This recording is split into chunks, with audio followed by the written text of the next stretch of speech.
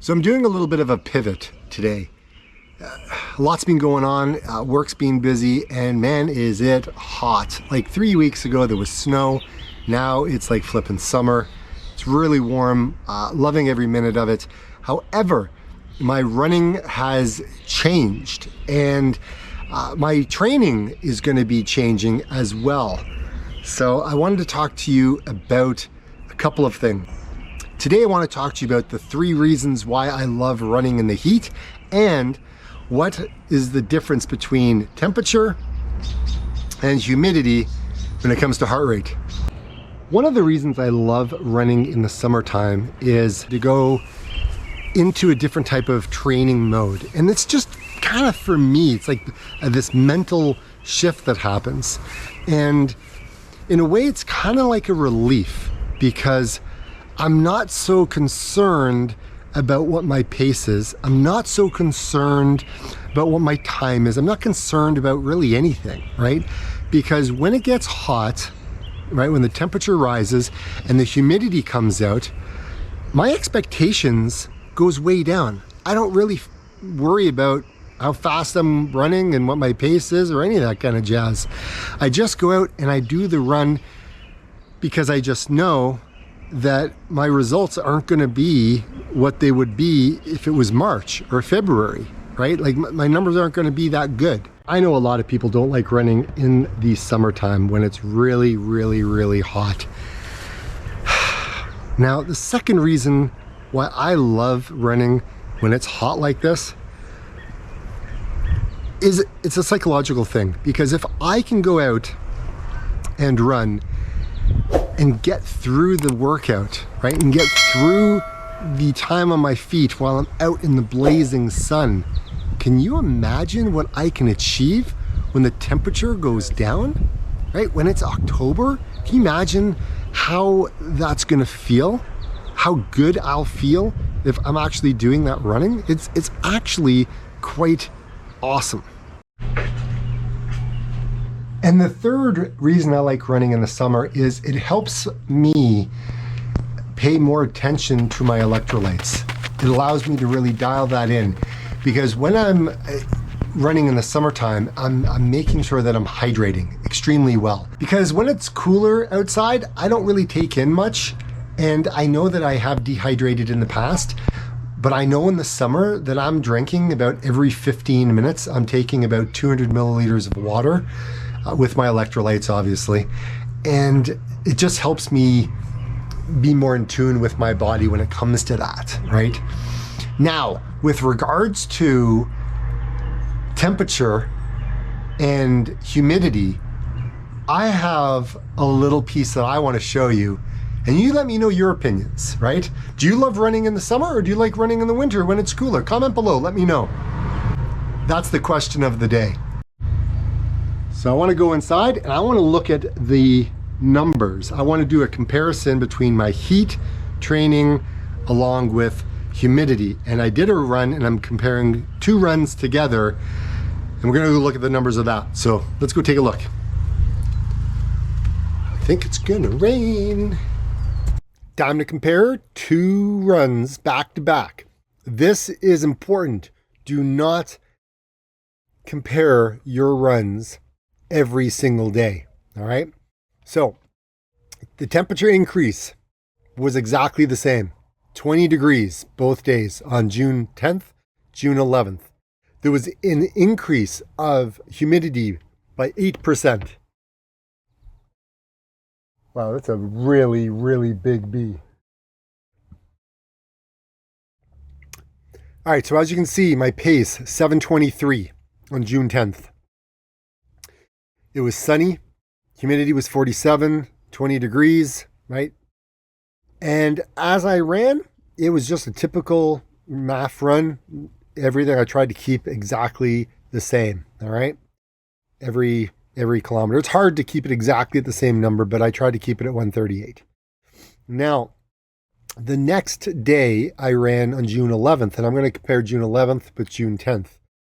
I didn't go as far, right? I was 2 meters short, and it was 1 hour, 30 minutes. I was out on both days. My pace was 7:24, right? Strava score is 120. So obviously I'm working harder because it's warmer, right?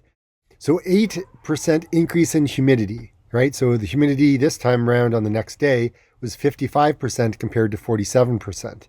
Wind speed, yeah, it was a little bit higher over here, but that didn't really seem to play a big factor in. It was the humidity that played the biggest part. And as you can see, when I run down here, my heart rate was higher, right? It was just harder to kind of keep it in that zone. I tend to fluctuate a little bit more. And, but I was also slower, right? Now, I wasn't slower on all of the run, like on each kilometer, which is kind of weird when I look at it. So on average, my heart rate was anywhere from 3 to 1 beat higher per kilometer than it was the previous day. And my pace fluctuated.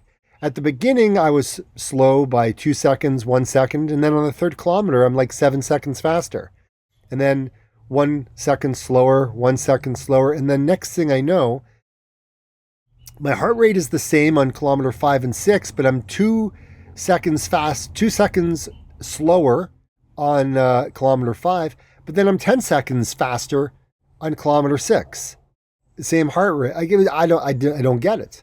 And then 17 seconds faster, 5 seconds faster, 2 seconds faster, and then I fall off a cliff 5 seconds faster, 24 seconds faster, and then it falls off a cliff where I'm 5 seconds slower, 24 seconds slower, 19 seconds slower, and 8 seconds slower.